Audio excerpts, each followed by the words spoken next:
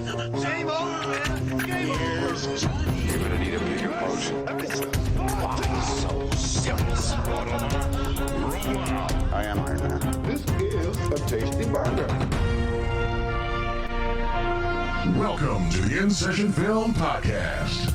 Welcome to episode 601 for September 8th, 2024, and I'm JD Duran. And I'm Brendan Cassidy. Hey, thanks for joining us, everybody, for this week's episode. In the spirit of transparency, I am exhausted. What else is last week took a lot out of me. It was a lot of fun, though. We had an absolute blast. We hope everyone enjoyed our Best of the Decade awards for the 2000s. Oh, lots of work. But it was worth it. It was worth it. Yeah, there was a lot of content to be had there. We, of course, ended up splitting the episode into two parts, or I guess you could look at it the way we talked about The Lord of the Rings. It was one big episode. It was. But I feel like in this case, it was one big episode, but it wasn't broken up into chapters. What it was basically the full Lord of the Rings, and then the epilogue we did were the multiple endings. This is basically what it was. Yeah, that's kind of what it turned into. So yeah, on the main portion of episode 600, we did our Best of the Decade awards, which is very similar to our yearly end award show that we do. Yeah. We talked about our top 10 movies of the decade. It was a great time. And then in the epilogue portion, we talked about the unique categories that we typically do for our year-end awards. We skipped those on the main portion. We saved those for the epilogue.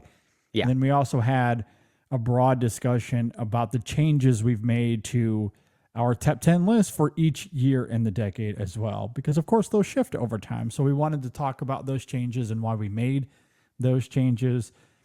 So it was a long episode, but it was a lot of fun. We hope that you all enjoyed it as well. Yeah, it was good stuff. And then coupling that, we put out all of our nominations on the website, all of our nomination and winners. We put up an article on the website, sessionfilm.com, that listed all of the revisions of our top 10 list for each of the years as well. And that ended up taking way longer than I anticipated. I don't know if I simply underestimated that project, because we did that as well for the 2010s, and I don't have any sort of recollection as far as how much time that took to put together. I don't know. I think we had less changes to talk about when we did it for 2010, because a lot of those were still more top of mind. We were doing those reviews and those top 10 lists kind of in real time before we actually had to do any updates. But with the 2000s, it was there was a lot of room for mental changes to happen, and maybe that's what added to the length of time for you, also to the confusion, because I gave you a list and it's like, this looks nothing like your original top 10, Brendan. What the heck are you doing here? So I gave you a mess to work with. So maybe you could blame me. I mean, for the I length had of time lots on of that. changes. I had lots of changes as well, and I don't know if the 2010s post took as long. I don't really recall. Probably did. You blocked it from your memory. It took so long. Your memory goes out the window for sure. Because I do remember having at least some, especially for 2012. I had a bunch of changes for that year. So I know I had some revisions to work through on that post as well. I don't know, whatever the reason being, that post ended up taking about 6 hours to put together from beginning to end. It must have been like deja vu, because remember how long it used to take to edit our podcasts? Yeah, exactly. That took about 6 hours. But it was fine. Like, I'm not complaining. It was fun. I enjoyed doing all of that. But if you want to go check out those revisions, please do, because again, it was a lot of work. Time. Yeah, let's make it worth JD's while right now. Yeah. So please go check out that list. Please make him happy. Please make us happy. Exactly. But yeah, go check out all of episode 600 and everything we did for that. It was a really great time. I look forward to jumping into the 90s next year with our retrospective for 1999 and shifting into that decade. Should be a Yeah. good time. Yeah. On Hearing great things this about that week's decade. show- Apparently, it's one of the best decades in film. Yes, that's what people tend to say. So, Yep. on this episode, we are going to shift from the 2000s Mm-hmm. and we're going to get back into 2024 as we do a little bit of a fall winter preview here, looking forward to the rest of the year. The festival season is in full swing. There are a ton of movies being premiered right now at Telluride, and now the Toronto International Film Festival is in full swing. Venice as well, I think, is wrapping up as we're recording this. They just wrapped up. So a lot on the horizon, a lot to look forward to. And we're going to talk about those movies and the ones that we're most excited for. And maybe we'll talk a little Tim Burton. We might talk a little Tim Burton as well, given the release of Beetlejuice. Beetlejuice, we'll have a review for that coming out this week. Yeah. You can be on the lookout for that. And we figured, it's been a while since we've talked about Tim Burton. We do love us some early Tim Burton, especially. And I love the speculation or the asterisk being early Tim Burton, right? Yeah. I think I've heard a few podcasts out there talk about their top 5 favorite Tim Burton films, and pretty much everyone had some variation of the first 5. Is basically what their top 5, which is fair. Yeah, we'll talk a little Tim Burton. Before we get to that, though, let's go ahead and start here. We want to talk about this news that dropped last week about the Oceans movies. Particularly the idea that there might be an Oceans 14, but not with Steven Soderbergh. Instead, they are courting, for whatever reason, Edward Berger, whom we are big fans of, at least his war film that came out a few years ago, we were quite high on. And that's an interesting choice. What are your thoughts on, one, the idea of even doing an Ocean's 14, and also without Steven Soderbergh? Well, we should also note that George Clooney and Brad Pitt are rumored, I guess it's not confirmed yet as far as I understand, but they're being courted to also reprise their roles in this movie. Yeah. I don't know if the rest of the actual cast will, but I know at the very least Brad Pitt and George Clooney are, which I guess means they have a lot of faith in this movie Wolves that's coming out, which or they just don't have enough faith in it and they need something big to bring these two back together. Could be one of the two. And didn't Wolves just play at Venice? It played somewhere. Recently. Yeah. I'm fairly certain it played over at one of those festivals. Yeah, and again, I'm just speculating here, but I think I remember hearing some buzz that the movie is merely okay. It was Venice. It was Venice. So you're looking it up now. Yeah. Okay, cool. Yeah. So perhaps this is another way to try to capitalize on these two actors coming back together in a way that's grander than something like Wolves is. So it sounds like that's what they're trying to do. Am I on board with an Ocean's 14 in general? Sure. If the right circumstances are at play. With these circumstances in particular, no, I'm not interested at all. I have no interest in this. And it really comes down to the lack of Steven Soderbergh. And also more to it than just that, it also comes down to the choice of Edward Berger. I have not seen Conclave yet, which I've heard pretty good things about. He has that movie coming out later this year with Ralph Fiennes and a few others. But given his aesthetic and his approach to a movie like All Quiet on the Western Front, if he's going to tap into something similar, I don't want to see that. That's the wrong kind of director for a movie like this, I think. And unless they're going in a very different direction, which I will ultimately welcome. It really feels like another one of those cases of tapping a new up and coming talented director for merely being a director for hire. That's really what it feels like to me. And I think that's really unfortunate given the talent that we saw with Edward Berger on All Quiet on the Western Front. There was even some speculation before this news that he may have been the front-running director to do the next Bond film. I don't know if you heard about that as well, JD. Yeah. Yeah, and if we talk about that too, I also don't like that choice either. primarily because the aesthetics of Edward Berger feel like it would have been very much at home in the Daniel Craig era, which they're clearly trying to wrap up and move past. That just doesn't feel like the right approach. So really, my issues with this news purely come down to the director choice. I don't think it's the right choice, and I want to see Edward Berger do other things that he has up his sleeve before he actually taps into a franchise film. I just think it's too early for him right now. Well, I'm not excited for this either. One, I think this goes back to a broader conversation, which we've had on the show previously, in that it's okay to move on. Yeah. We don't have to keep doing legacy sequels. We don't. We've already had the trilogy, which we all appreciate and admire to one degree or another. I think we can all agree that Ocean's 11 is a masterpiece. One of the best blockbusters even. Yeah. Absolutely. 12 and 13, I think we all like to varying degrees. We might disagree on those, but we like those movies. So you have that trilogy. It's fine. We don't have to go back to it. Yeah. So going into the realm of legacy sequel 20 years later, that gives me pause in general. Sure. That's not just an Oceans thing. That's a broad thing. It's a legacy sequel thing. It's a requel thing. Yeah. We'll get to, like there are certainly outliers. Top Gun Maverick, most notably in recent years. And there are certainly some others. It can work. I'm not entirely against it. I just wish Hollywood would do more than just that. It feels like there's one cookie in the cookie jar.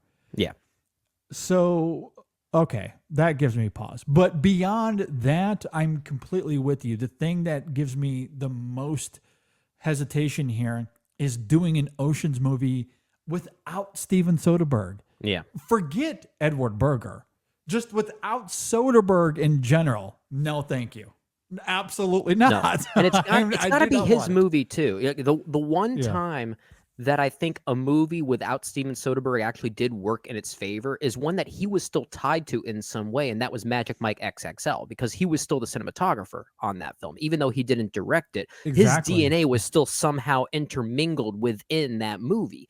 And even if he were to hypothetically come back and act as producer and cinematographer on Ocean's 14, Edward Berger has such a distinct style that it almost would be a meaningless thing if Soderbergh were still tied to it in that way. And that circles back to the next part of it is, okay, well, if we are going to do it, and if Soderbergh isn't involved, I am completely out. However, if we're going to move forward and we're looking for a different director that isn't Soderbergh, you're 100% right there. Edward Berger is a very weird choice.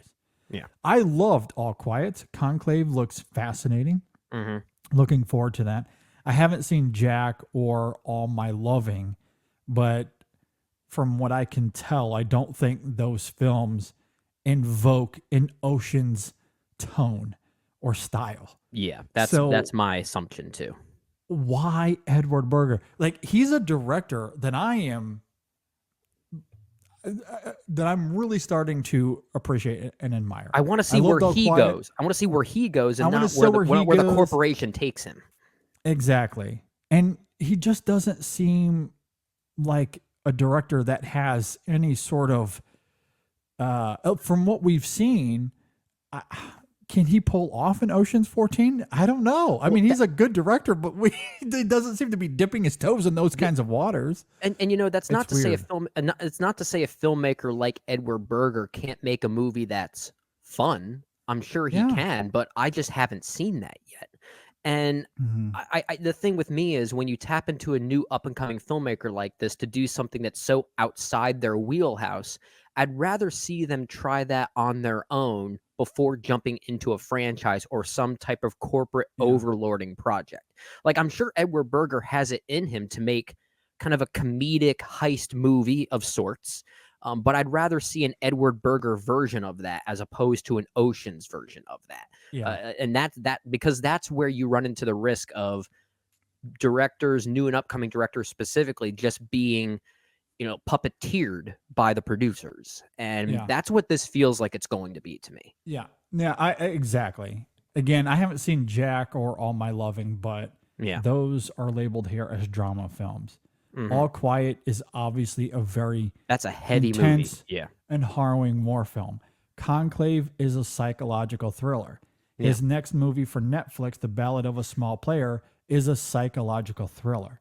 Hmm. What about his resume suggests that he should immediately jump to Ocean's 14? Well- like, it just doesn't make any Well, sense. see, here's the thing. Like, it makes sense given the news that I mentioned earlier that he was rumored to take on the next James Bond film. It makes sense if we were still in the middle of the Daniel Craig era. Like, if this were, let's say, 10 years ago, I would say Edward Berger's a great choice to do a James Bond movie. Yes. Yeah. Exactly. That style of James Bond. Exactly. But if you're like, oh, we're going to do a reboot and it's in the vein of Sean Connery, then I'd be like, no, he's not the right fit there. No. But if you're going to do a Daniel Craig style Bond film, then I agree. I totally agree with that sentiment. But Oceans and Edward Berger are oil and water.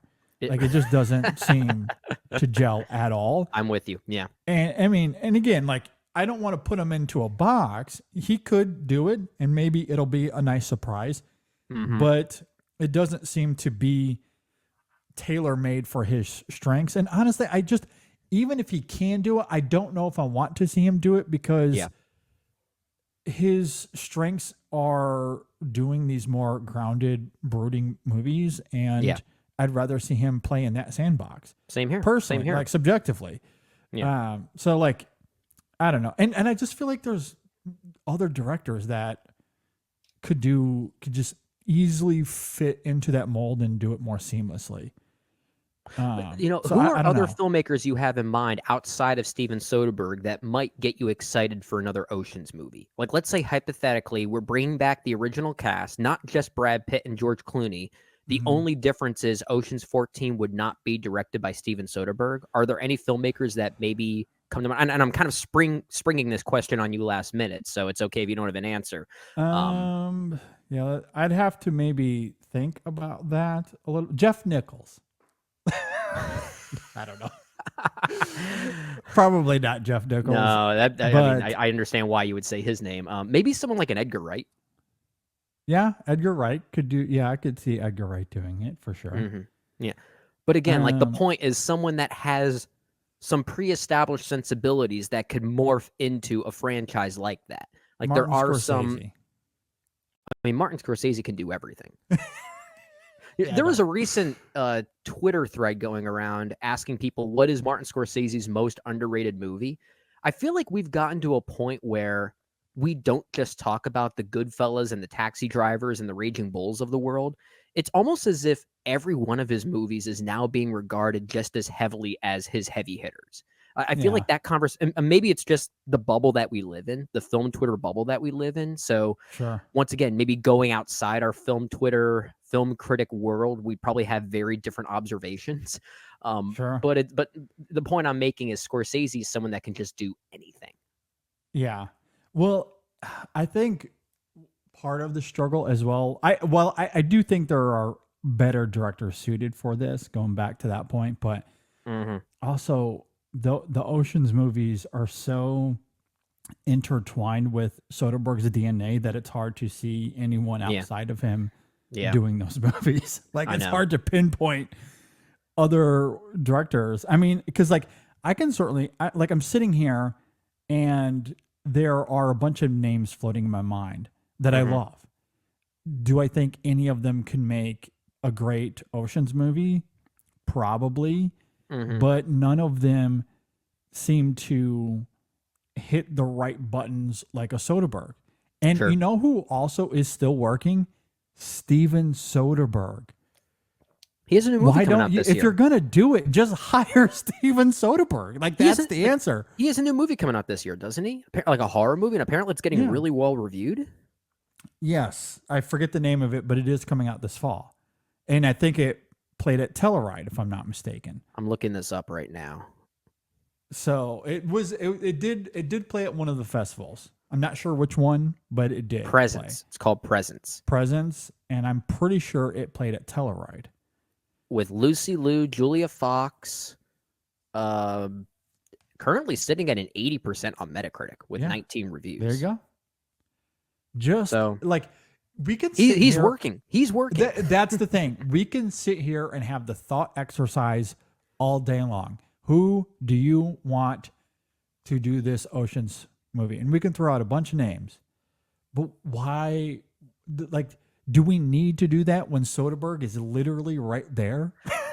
You just know, call him on the phone. Do you want to do this or not? you know a remake is good when it completely takes over as the premier and definitive version. And that's what Steven Soderbergh did with this movie, because obviously Ocean's 11 existed back in the day with, I think Frank Sinatra was in it, if I'm not mistaken, but everyone associates Ocean's 11 with these movies now. And it's because of Soderbergh's imprint. It's because of his influence.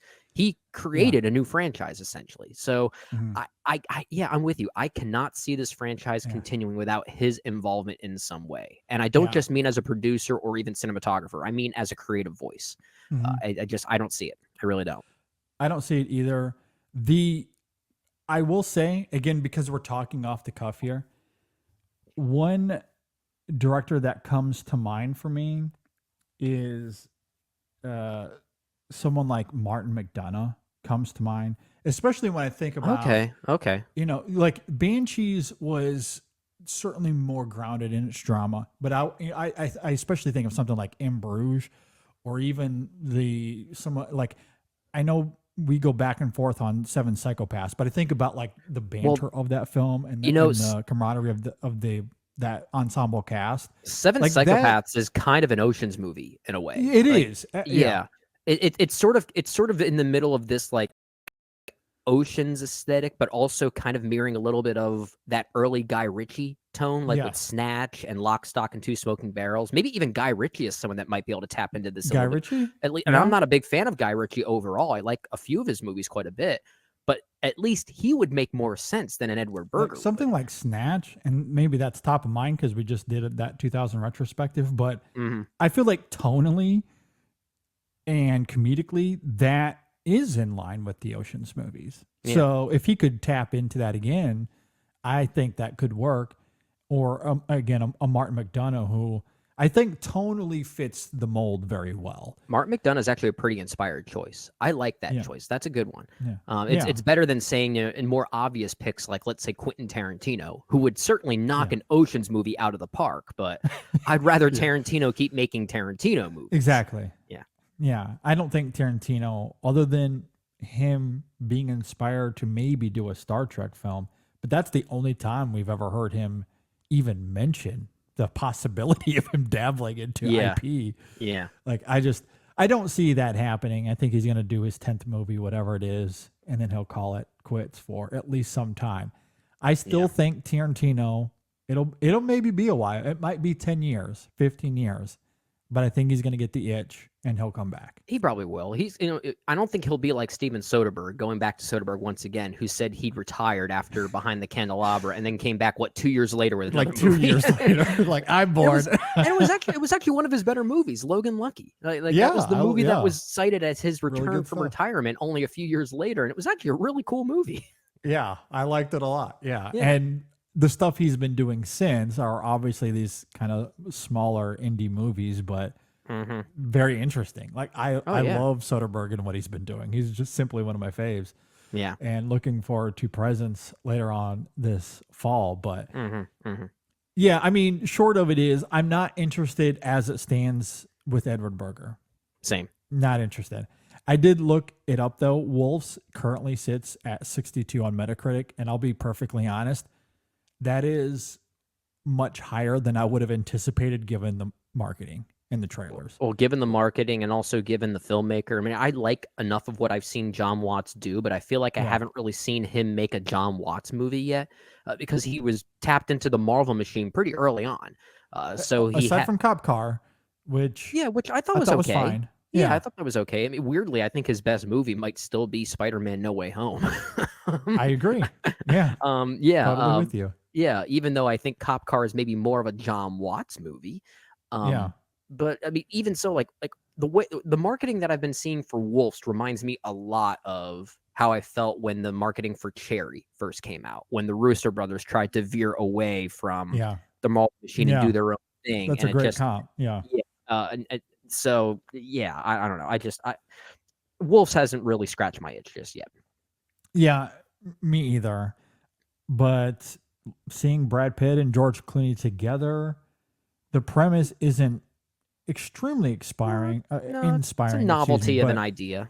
yeah, but seeing those two, I could see enough magnetism, and they of course have a history and camaraderie together as performers that Yeah, I could see them making it work. they could make it work enough to reflect 62% makes sense. I could see see them doing just enough to get there. I wonder if every positive review says the same thing. Movie's bad. The actors are great. That's probably it. The TLDR is that most likely. Yeah. At any rate, Ocean's 14, at the moment. We'll see.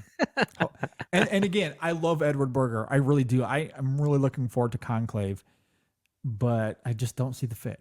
I don't see the fit. Yeah. And again, we also don't need to do it. We've done the trilogy. It's fine if you leave it alone. That's true. It's fine. I brought up Tarantino's name earlier. Did you see that recent interview where he came up, like he directly just stated that he will never watch Toy Story 4? I did see that actually. Yeah.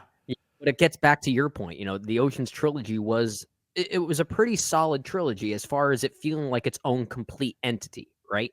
Yeah. And that's what Tarantino argued with Toy Story 3, just ending the perfect trilogy. Because of that, he is yet to see Toy Story 4, and he won't see it. And I kind of get his point. I really do. I totally understand it. If we weren't doing this show, I might have skipped it as well, if I'm being perfectly honest. I mean, we've talked at length about the Toy Story trilogy, how impeccable it is, especially that third film and that ending. It is incredibly creative and inspired storytelling. There was no need to jump into that well again, other than Pixar going, look, we want money. We like money. Let's print some more with a Toy Story 4. And I mean, I guess to be fair, it did work in that regard because it made a lot of money. But now we got Toy Story 5 coming. It felt more creatively dull. And Lightyear was even more creatively bankrupt. I just don't. I mean, anyway, we don't need to get into a rabbit hole. I know. Lightyear just, oh my God. The more I think about it, the more that might be my least favorite Pixar film. Like it's teetering close bad to the end of that line for me right now. It's really bad. I'm right there with you. Yeah, it's not great.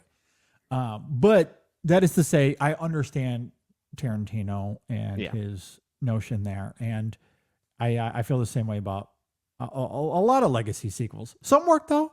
Some work. Who knows? I haven't seen Beetlejuice yet, but I've been hearing that's one that kind of does work. I liked it. I did. Okay. All right. There's our pre-review of Beetlejuice right there. That's like, I've been a little coy, but yeah, I mean, I kind of dug Beetlejuice. Like, that is a legacy sequel that I'm kind of okay that it exists. Like, okay, cool. We'll talk about it later. At any rate, before we get further into Tim Burton, since we're kind of already on this train of movies coming out this fall, let's go ahead and dig into the fall and the winter and the rest of 2024, because there are some movies coming out that we're really, really looking forward to. I think what's really interesting about this too, because we did our most anticipated movies of the year back in January, of course. And what's fascinating about getting to this point in the year is that there are these movies that have premiered that were not even on my radar back in January. And that is the fun of finding out what else is coming out this year. What is premiering? Oh, this hit in a way that we didn't anticipate. That's why I think we need to do these anticipatory lists twice in the year going forward, because we do it early on, but that could really shift. And, thankfully, I'm looking at the list of movies I have that are still among my most anticipated for the rest of the year. And some of them are still ones we have talked about back in January. And whether that just be us, being rightfully predictive of the hype and our own individual excitement for some of these movies. Like, let's say Gladiator 2 was something we were always interested in. Then that trailer drops. It's like, okay, this movie looks awesome. I cannot wait for this. But then to your point, new things become discovered and shown at film Yeah. festivals that we had no idea about because they're such smaller films. They don't quite have the same word of mouth or marketing push way early on months ago. And Yeah. that's kind of the excitement of doing this again. Exactly. Because I'm looking at my most anticipated list right now. While there are discoveries, of course, part of it as well is that movies that were expected to come out either don't or they get pushed back. Yeah. So 3 movies on my top 10 did not come out in 2024 or won't come out in 2024. Okay. One of them being, of course, Bong Joon-ho's Mickey 17. Yeah. That got pushed back really not long after we did that episode. They decided, what was that? Warner Brothers moved it to 2025. Yeah. And then the other 2 are Terrence Malick's The Way of the Wind. I don't think it's coming out this year. Probably not even coming And- out this decade. And who knows? It's Malick. I'll have to keep adding it to the list New every year until 2034. exactly. So there's Malick, and then the Kirsten Johnson documentary Sontag, which is still in pre-production. So I don't think that's coming out this year as well. But all 3 of those were in my top 10. So Sure. of course, things are going to shift, and we get discoveries like The Brutalist, which just won a couple of awards. It won Best Director at Venice, I think. Best Director for Brady Corbett. Brady Corbett's a filmmaker I haven't really loved as much as a filmmaker. Vox Lux especially is one I'm still kind of mixed on, but it's a movie I want to love. I like him more as an actor than I do as a filmmaker at this point. When I think of his roles in movies like Mysterious Skin, for instance, or while I don't love this rendition of the movie, but Michael Haneke's American remake of Funny Games, he actually has a small role in that, and he's pretty terrifying in it alongside Michael Pitt. I like him as a filmmaker, but been hearing really interesting things about The Brutalist, and especially Adrian Brody's performance. Yeah, I really liked him in Mysterious Skin as well. That came to mind, especially because Joseph Gordon-Levitt was tweeting about that specifically today. Yeah. Which I thought was interesting. It's really he sweet. has a little bit of a role in Clouds of Sils Maria. He was in Eden in 2014. In fact, if you look at his list here, not all of these films I think came out in 2014, but I guess because they're labeled as quote unquote 2014 films, he has, I'm not even joking here, almost 10 credits for that year. Which Brady is kind of Corbett, wild. the hardest working man in Hollywood, and we never really acknowledged it. Yeah, because like he was in Force Majeure, and that was a 2014 film for sure. Gosh, Because man. Clouds of Sils Maria, I think, was a 2015 release for us. But again, on here it's labeled as 2014. Okay. Same thing with the French film Eden, I think was 2015 for us. But like Force Majeure came, like Saint Laurent, he was in that. While We're Young, the Baumbach film, he was in that as well. I forgot he was in that. Oh my goodness. Yeah. So I love him. Like he was in Melancholia as well. Marcy May Malene. Like he has a pretty good resume. He was in Funny Games, the 2007 Michael Haneke film, Funny Games. So like as an actor, like he's done so much that I really, really admire. You could see him making the jump from doing those movies as an actor to being a filmmaker. Yeah. Working with those kinds of filmmakers, and assuming he did a lot to learn the craft of directing. Yeah. For him to jump into that role, which a lot of people obviously love. I am with you. I'm a little mixed on him. I did not really love Vox Lux as much as everyone else does. But I do admire the ambition and the artistry and the craft of something like Vox Lux. I do really respect him in that regard. And everything that we hear about The Brutalist is just brutal. Might be his magnum opus. I mean, Yeah. That's how people are talking about this. Now, of course, festival hype is a real thing. And when you hear people talk about it as if it's the next There Will Be Blood, okay, is there we'll pull the reins truth back, to that? Or are we going to pull the, I think some festival circuits, or some festivals in particular, I think that's a fair analogy to make. Your analogy being like, okay, the festival hype is very much driving the success of the movie early on, but what's every other critic going to think about it? At the same time, these are some of the fests like Venice, where I feel like critics that you and I tend to take more seriously are attending and are actually responding to. So I think the body might be the right kind of people. So maybe the Brutalist and the early reactions have been pretty accurate. Maybe this could be a good reflection of where it's going to go. So I don't know. We'll see. But yeah, I think it's sitting at like an 88 on Metacritic right now, which, I mean, it's still early. I don't even know if it has 10 reviews just yet. I mean, a movie that starts at 100 on Metacritic can end up at 60 something by the time it's all said and done. And so we'll see how that actually goes. Yeah, absolutely. But yeah, I'm really looking forward to the film simply because of all of the buzz and positivity surrounding that film and his direction in it. Yeah. I can't wait to see that one. And speaking of Venice, Pedro Almodovar ends up winning the Golden Lion over there this year as well. I believe his first, if I'm not mistaken. I think it is. I think he's been nominated a few times, but I don't think he's ever won. Has not won, just been nominated a few times. But also what I was reading is that The Room Next Door, while and we see this with awards all the time, right? Where they finally get recognized, but it might not be for their best work. Because I've heard The Room Next Door is good, but maybe not amongst his very best. Yeah, it's not quite. It's not quite Pain and Glory. It's not quite Voltaire or Talk to Her, or even some of his early films from the '80s, like Tie Me Up, Tie Me Down, or anything like that. Yeah, so we shall see. But anytime Almodovar is getting recognition, I'm very much there. And it has a nice little cast there: Tilda Swinton, Julianne Moore, John Turturro. Yeah, good stuff. Sign me up. Absolutely, very much there. I'm a fan of his. Yeah, he's fantastic. What else coming out this fall you want to touch on real quick?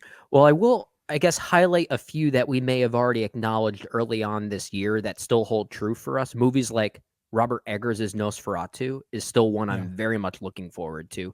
Might still be, well, I think at the time we did our most anticipated films for the year back in January, Nosferatu was at least my number one, maybe number two. It was somewhere in my top three, I think. And that was even number before 7 for me. Okay, that was even before we got the trailer for it, and that trailer really solidified my interest in it. That here Robert Eggers is maybe gradually getting a little bit bigger with his films, as you would expect any filmmaker's trajectory to go, but still making Robert Eggers movies. Like, he hasn't been absorbed by the corporate machine just yet. Even like the fact that he didn't love the final product of The Northman, and the movie is actually amazing.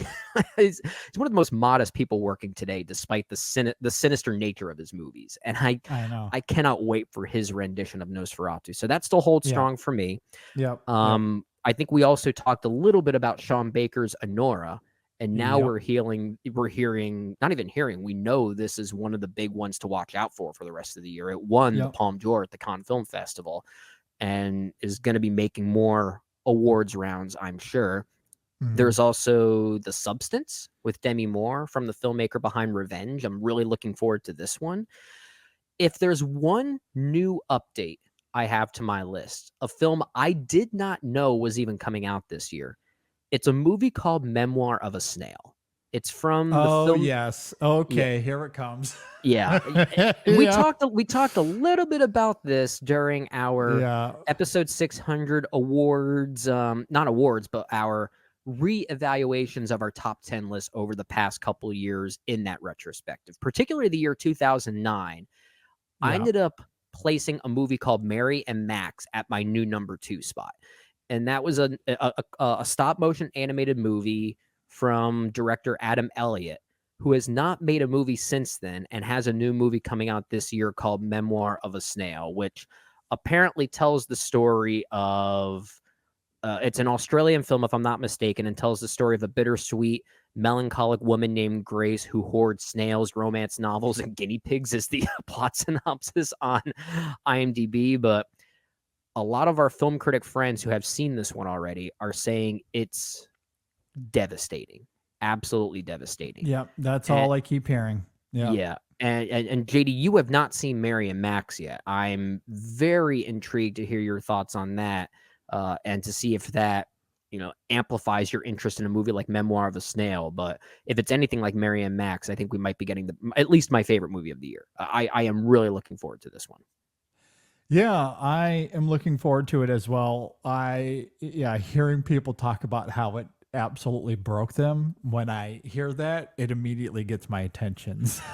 Yeah, I'm there, totally there. Really looking forward to that one. Nora, of course, looking forward to that as it won the Palme d'Or earlier in the year. Yeah. The one thing I want to note about Nora, we are, of course, big Sean Baker fans. Mm-hmm. There has been a lot of talk about Mikey Madison and her performance in that film. Yeah. And maybe it will garner Oscar nominations. If it does, I do hope that we as a collective recognize that it should be a three-way nomination. And by that, I mean Bria Venete and Simon Rex also being recognized, because those two what missed opportunities so she those could were. Yeah. God, what great performances that should have been recognized. Because those two performances absolutely should have been recognized, especially Bria Venete, who gave one of the best performances of the 2010s, let alone I think it's that 2017. good. Yeah.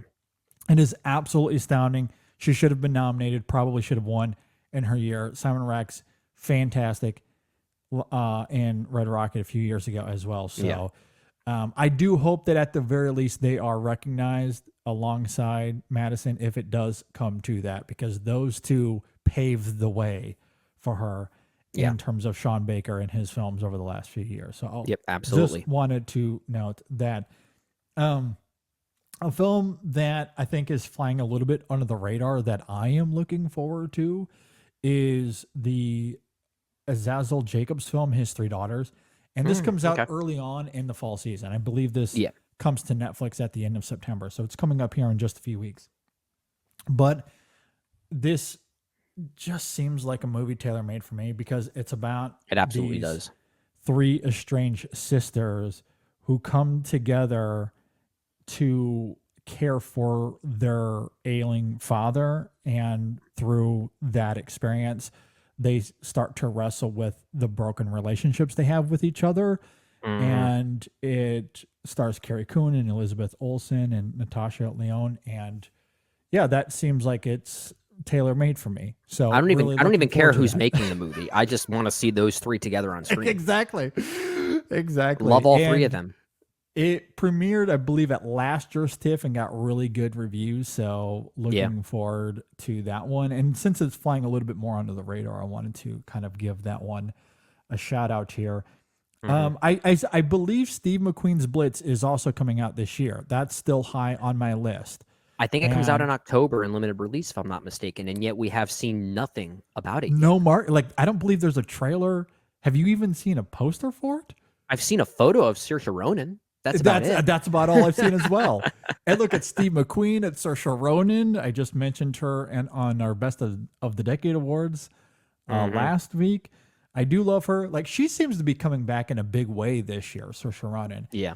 And maybe that's part of last week for me as well. I think her 2000s work, while somewhat limited, I thought was really great, especially her work on Atonement. She really came into her own in the 2010s for sure. She did, yeah. But I don't know if we've really seen her do much in the last 4 years. She's been in a few things. I mean, she has another film out this year called The Outrun, or at least about to come out, which I've heard pretty mixed things about despite her performance. But a few other small things here and there. Nothing that's really garnered the attention of what I think a movie like Blitz potentially could. Yes. Yeah, I mean, it's Steve McQueen after all, so... Yeah, good filmmaker, right? Yeah, turns out really, really good at his job. I think about her... I know that she had that film with Paul Mescal last year and completely skipped it. It was... And it's funny, circling back to the beginning of this conversation and how things can shift for you as far as your most anticipated list goes, because Sure. if we would have done this exercise at the beginning of September last year, that film probably would have been really high on my list. It's Saoirse Ronan, it's Paul Mescal. They're coming together. I think it was a little bit of just the idea of the cast. Yeah. yeah. Are you kidding me? Those two together, and then the film comes out or it premieres at TIFF or whatever festival it might have gone to, and it was utterly destroyed by critics. Like people calling it one of the worst films of the year, like going that far. What was that movie called again? Foe? Is that what it was called? Foe, yeah, I believe that's what it was called. Okay. So that kind of turned me off, and ultimately I ended up not even seeing the film.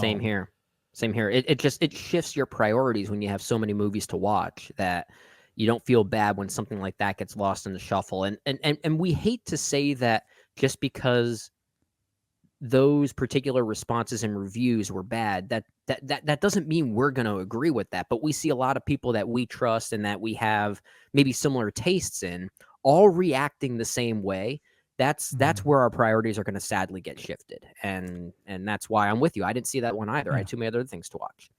Yeah, absolutely. And I think part of, again, why I feel like there's simply a gap here with Saoirse Ronan, because over the last few years, she did have See How They Run, which I thought was one of the more underrated films of its year. And she was very good. Okay. She had a little role in The French Dispatch, which I love that movie. I champion it.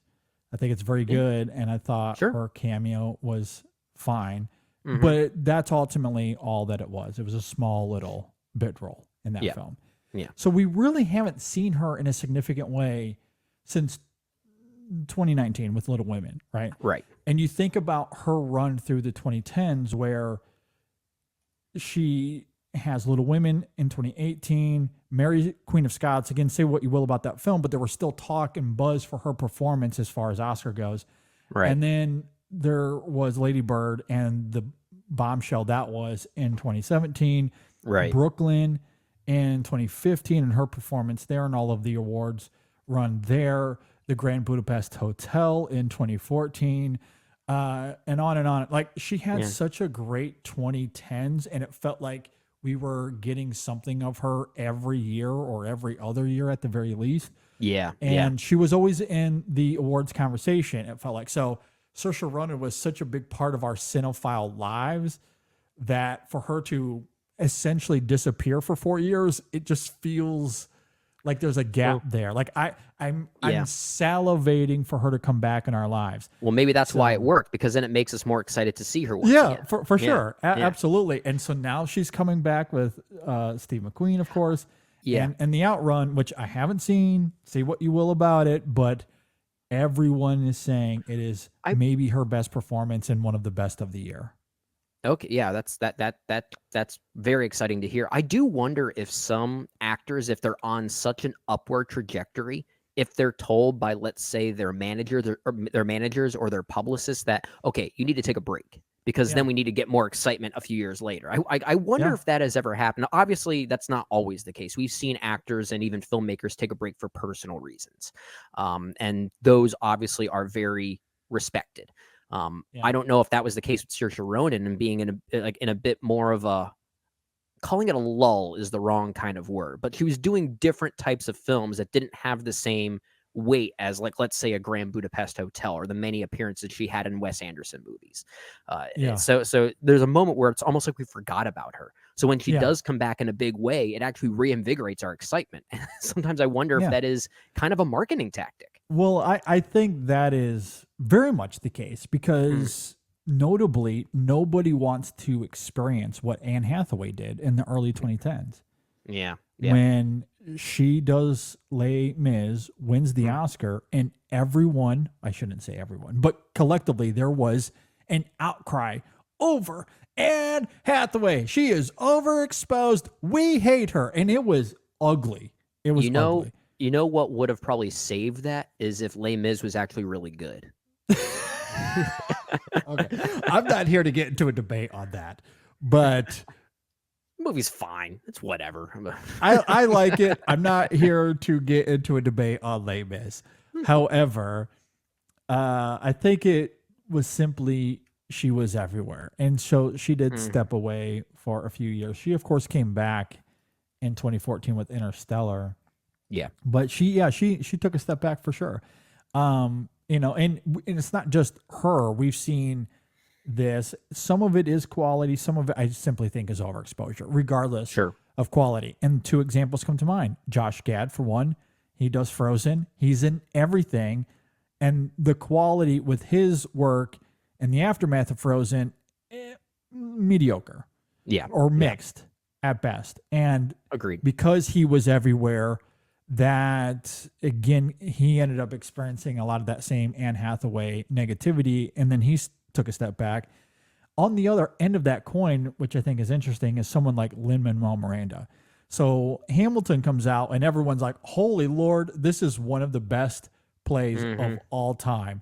It rules. Go Lin-Manuel. Moana comes out. Oh my God, the music for Moana is awesome.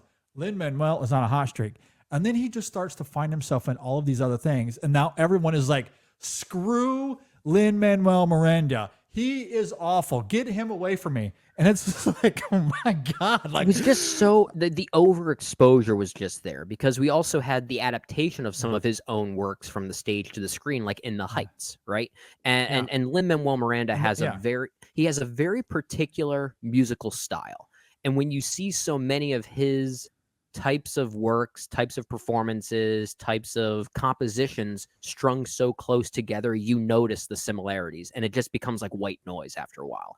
So I think really the problem was less about him and more so, yeah, you're right, the overexposure. That's what it is. Yeah. That's all it is. Yeah. And for him, because I do think the quality of his work is very much there. I think he's pretty good. Yeah. I dissipated think all that much. I think at times he likes to relish in the hip hop nature in some of his stuff that does become a little repetitive, but I think overall he's got a good ear for melody and he's got a good ear for composition. He really does. For sure. I love the music to Moana. That is ultimately how the film has grown on me because I was initially kind of mixed on it. And there are still some writing things in it that I don't think work. It's a better musical than it is a movie, if that makes sense. I agree. Yeah. I agree. But the music is hypnotizing. It is so good. Yeah. It is easily one of the best things about it. And again, say what you will about Lin-Manuel now, but Hamilton truly is great. It's great. I am with you. I'm with you. It's fantastic. So that simply became an overexposure thing. Yeah. If he took a break and after those two things especially, he was more kind of intermittent with his exposure to people. I think he could have avoided that, but and look, I don't blame the guy. Take advantage of you being on a hot streak and get all the money you can. I mean, that's absolutely what everyone does in their own careers. Like he would have been dumb not to. But I mean, he could retire by that point. In Hollywood, it is interesting how, because you don't see this with athletes. No. Like, oh my God, I got my payday. I'm going to come back in 3 seasons. I'm going to take a step back. And I'm not going to play for 3 years. Like that's just not how it works. No, there's a word for that in the world of sports, and it's called retirement.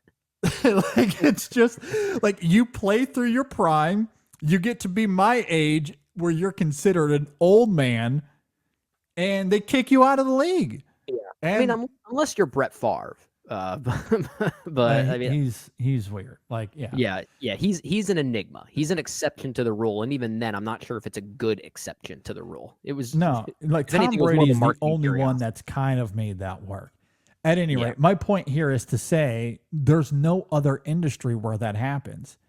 You take advantage of your work and your quality. You get promoted. You get more money, and you continue that snowball.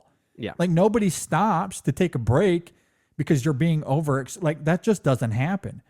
But it is weird how in Hollywood that does be like, do you ever think Picasso was like, I've done like 1,000 paintings. Maybe I'll just stop now.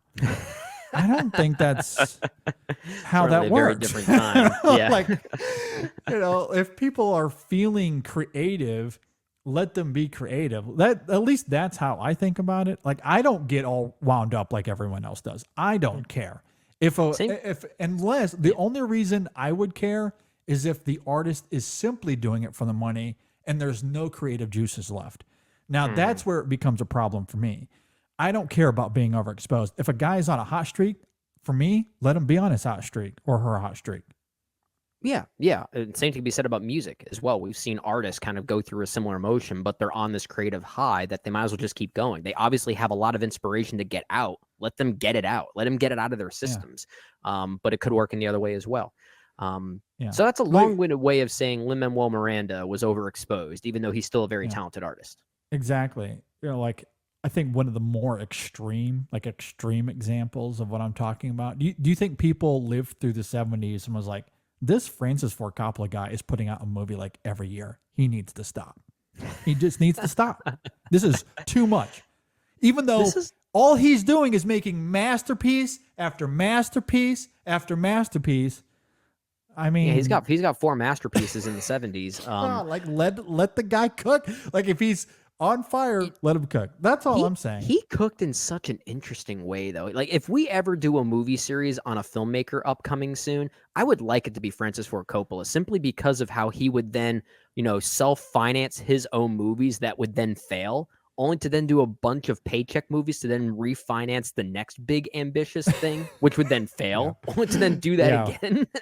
Yeah. No, he became an interesting figure in the aftermath of the 70s, but at any rate, my point in that is to say, and I feel like we've lost the the path. The path is gone. The path is gone. Because if we're far away from the fall, we are no longer talking about 2024 movies anymore. I think we should circle back to that. Anyway, Saoirse Ronan.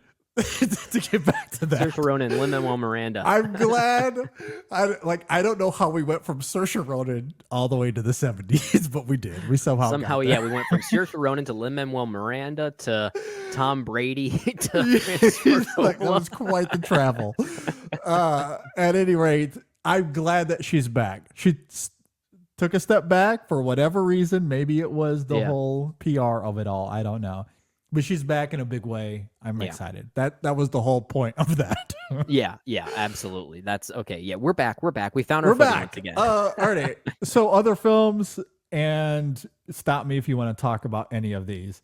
We have The Substance. I've heard really good things about The Substance. Apparently there's some sort of big twist that people are not prepared for. That's all I keep hearing. There's that.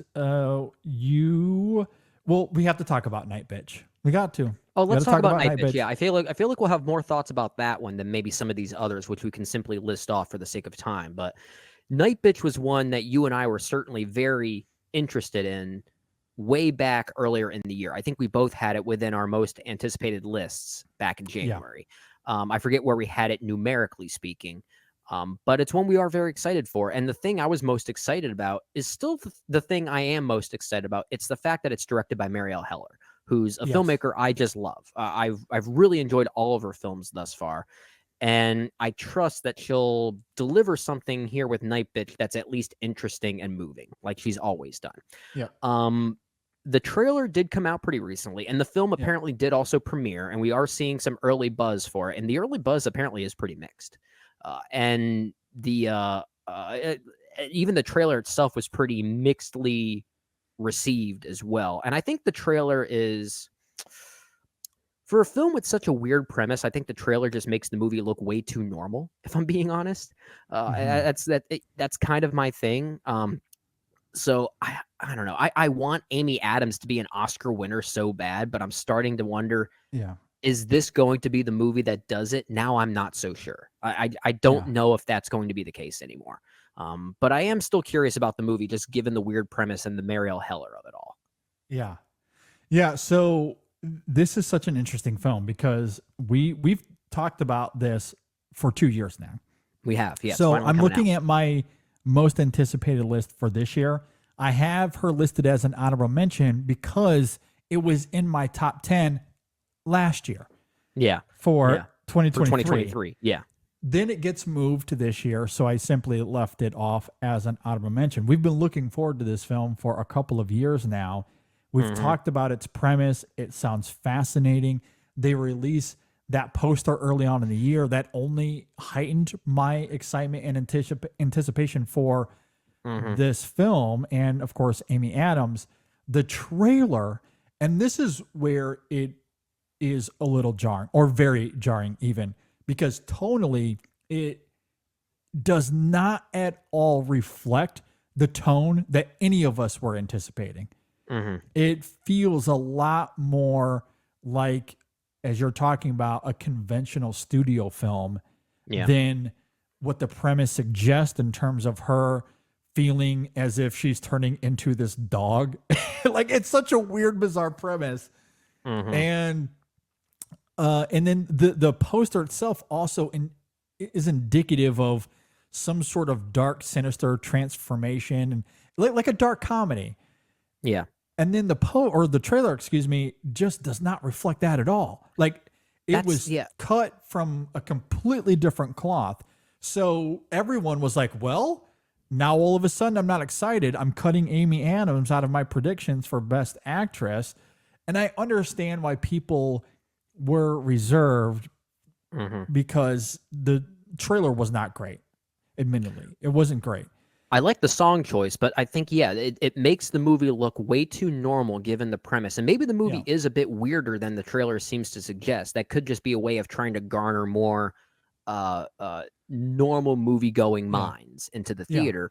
But I'm even hearing some early buzz that the movie is perhaps Marielle Heller's worst film to date yet, which, say that really says nothing. Her worst film can still be better than most other people's films, right? Well, and here's the thing about that, because, well, one, despite the trailer, I still maintained hope for two reasons, and one is the Marianne Heller of it all. She has done nothing but prove her worthiness. She's a great director and writer, and I'm excited for Night Bitch because she's at the helm here.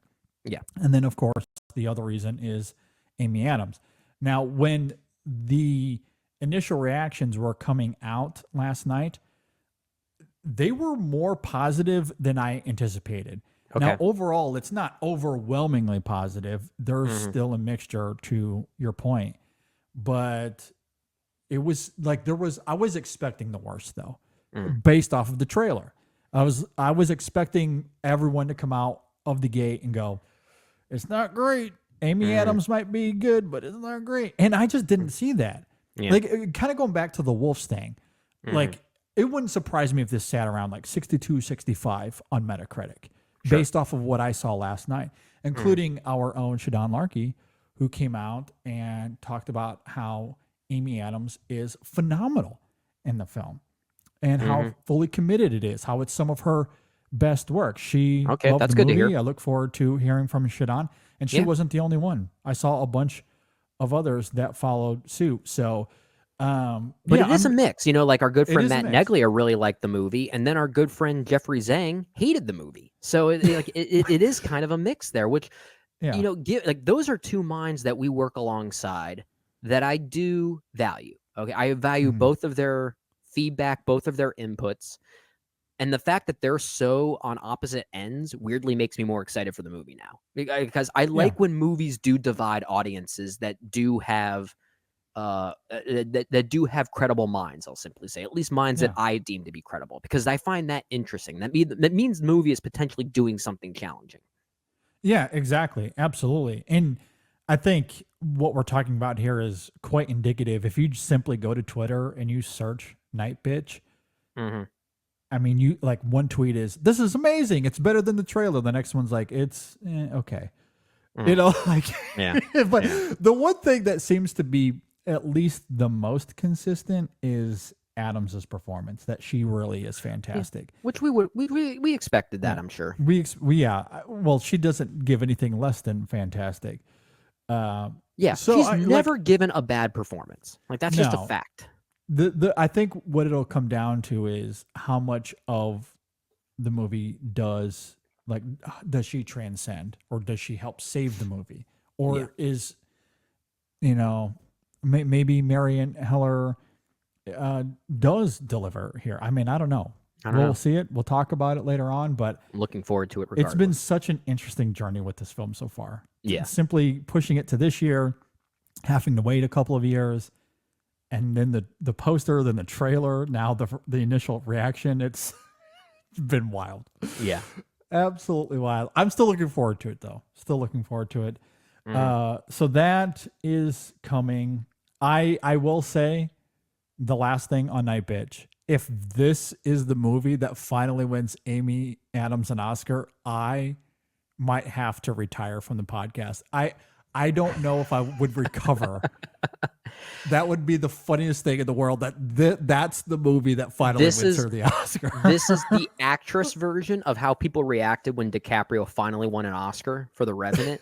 And say what you will about the performance. That's not the point I'm making. It's still a great performance, but it's the fact that DiCaprio is finally an Oscar winner, and then there were those funny vines and memes going around of people just reacting and like recreating the move from Titanic and just having a great time that he's finally an Oscar winner regardless of the film. I feel like is the same reaction that a lot of us are going to have for Amy Adams if she does win the Oscar. It's like it's about darn time. Yeah. Looking forward to seeing what happens though. Also want to mention here Jason Reitman. So Saturday Night comes out, gets pretty good buzz and with the initial responses to that movie. I've been, like everyone else, I think every one of us has been pretty hit or miss on Jason Reitman over the last decade. But Saturday Night might be one of his best movies, apparently. I don't know. I like the concept here. I like the idea of a real-time portrayal of the 90 minutes leading up to the first ever episode of Saturday Night Live. And I like the cast here. I think if anything, it's not Jason Reitman that's making me interested in the movie. It's the cast. And more specifically, it's who is it here? It's Gabriel LaBelle playing Lorne Michaels, so he's essentially kind of the lead in many ways. And I've been wanting to see more from him ever since we saw him in The Fabelmans. He's in a movie this year called Snack Shack. I'm not sure if you watched that yet, but I just watched that. No, that's on my list. That's on my list to catch up with. Yeah. It's on Prime now, so you don't even have to rent it or actually pay money to watch it. I'll just say this, for the first 2/3, it might be the best movie of the year. Oh, wow. Okay. Yeah. And then it's not. Okay. For reasons like we'll talk about it later. I actually have a lot to say about that movie. And I'm still wrestling. We might have to find a place for it then. Yeah. Maybe we'll do a late review or some type of catch up episode sometime down the line, and that could be certainly one of them we talk about.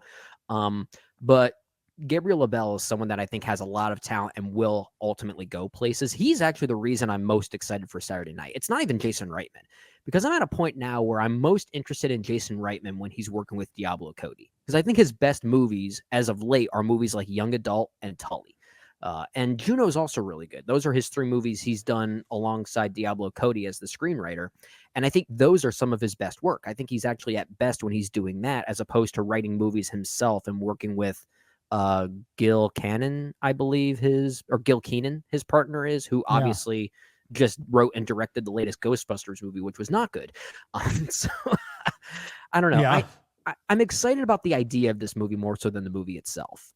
So I worry it could be one of those things that just relishes in a gimmick, but doesn't have much to say about the nature of late night television and the evolution of it.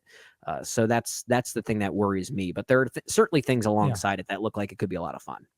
I'm with you, especially on the cast. I want to go through this quickly. I'm not going to name every name, but holy Lord, you talk about a phenomenal cast here, especially of young actors, right? Yeah. So you have Gabriel LaBelle, Rachel Sennett, Dylan O'Brien, Ella Hunt, Corey Michael Smith, Cooper Hoffman, Finn Wolfhand, Nicholas Braun, Willem Dafoe, J.K. Simmons, John Batiste is in the film as well.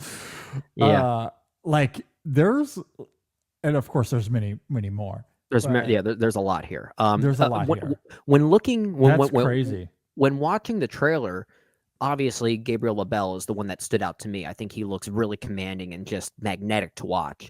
The one that really stood out to me was Corey Michael Smith playing Chevy Chase, because I feel like based on what we saw in the trailer, he's the one that's tapping the most into the real life figure he's playing, because I saw so much of Chevy Chase in the small mannerisms and glimpses that we got of his performance. And I found that really interesting. It's going to be fun. Yeah. It's going to be really, really interesting to see that one.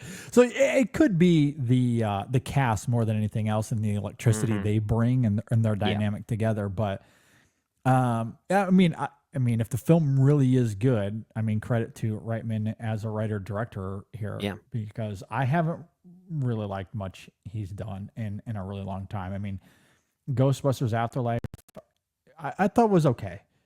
It was okay. It was Yeah, I'm not a maybe fan. better than I expected it to be, but I wouldn't claim that it was great or anything It's of the sort. honestly, it just feels kind of passionless. Is really my biggest problem Yeah. with it. Yeah, I mean, the only thing of the last 10 years or since Up in the Air in 2009 would Mhm. be Tully. I liked Tully. I really I like Tully, and I love yeah. Young Adult. Yeah, which came out That was 2010, yeah, 11? 2010, 2011, somewhere around that time frame. So still longer than a decade, Yeah. but Yeah. when you look at his work in just the decade itself, the past decade specifically, Tully's really good. But outside of that, what does he have? The Front Runner as maybe his best movie, which is kind of forgettable. Yeah. Yeah, yeah, I wasn't a huge fan. Labor Day did not like at all. Mhm. Men, Women, and Children, I will go to bat for that because I think it's better than what the review suggested. Like, people absolutely slammed that Oh, movie. I think it's a And really bad movie, but it's at least kind of interesting. That like and the that's thing it. Like, that's yeah. his fascinating failure in his Yes. filmography. I agree. Like, I don't think it's quite as bad as people make it out to be. It's not great, but I do think the general consensus maybe goes a little Yeah, too I far. certainly like it more than Labor Day, even if I would argue that Labor Day is a tighter, more streamlined and consistent movie. But Yeah. Men, Women, and Children is more interesting. Yes, I agree. At any rate, all of that to say, this will probably be his best movie since, or could be. We'll see. Mhm. Because again, Tully is still noteworthy. Yeah. But this might be his best movie since Young Adult, maybe even Up in the Air. So Oh man, he was on such a high. Up in the Air is so good. That movie is so good. it is good. Like, his 2000s output, quite Juno's promising. really good. Yeah. Yeah. Yep. Thank You for Smoking is great. Yes. Yeah. Yeah. I mean, I quite love those first four movies. They're Mhm. really, really good. And Same. he was also a producer on Jennifer's Body, which has become one of those movies, going back to last week, that's been reevaluated over the Yeah. years, and people have really come That's why I around to think it. there's a partnership there between Reitman and Diablo Cody that I think is the best partnership between the two of them, or at Yeah, least for sure. at least in a way to really jumpstart Reitman's creative juices in particular. For sure. We're going kind of long here, so and we want to quickly talk about Burton. So I just want to list. We don't have to get into these. I just want to list a bunch that are coming out this fall. The End, Joshua Oppenheimer, is finally coming out. I feel like I've had this out on my most anticipated list for 3 years running. Yeah, that been is hearing some finally coming out. Pretty mixed to positive things about it. Which, Yeah, that's about what I'm hearing as well. But people are salivating over the ambition. Even if it doesn't get there, people are that's enough to get me at excited. least admiring the ambition of it. Yeah, he's taking a swing apparently.